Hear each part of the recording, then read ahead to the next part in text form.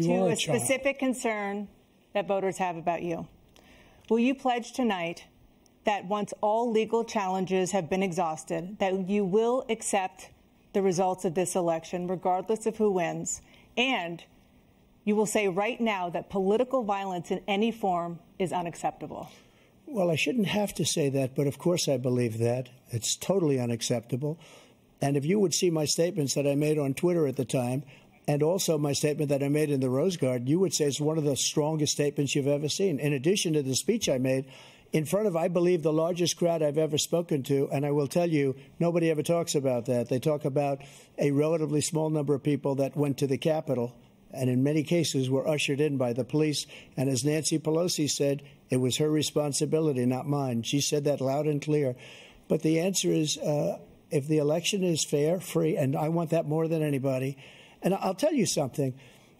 I wish he was a great president, because I wouldn't be here right now. I'd be at one of my many places enjoying myself. I wouldn't be under indictment because I wouldn't have been his political opponent, because he indicted me because I was his opponent.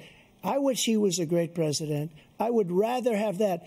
I wouldn't be here. I don't mind being here. But the only reason I'm here is he's so bad as a president that I'm going to make America great again. We're going to make America great again.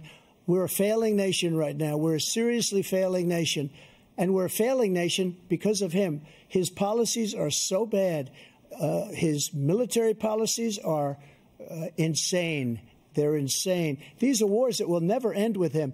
He will drive us into World War III, and we're closer to World War III than anybody can imagine. We are very, very close to World War III, and he's driving us there. And Kim Jong-un and President Xi of China, Kim Jong-un of North Korea, all of these, Putin, they don't respect him. They don't fear him. They have nothing going with this gentleman, and he's going to drive us into World War III.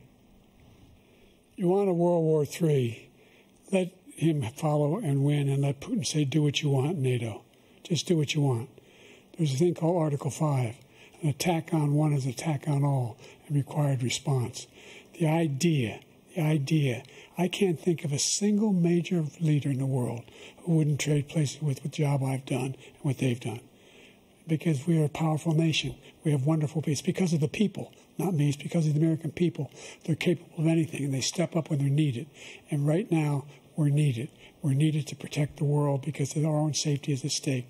And again, you want to have a war, just let Putin go ahead and take Kyiv, make sure they move on, see what happens in Poland, Hungary, and other places along that border. Then you have a war.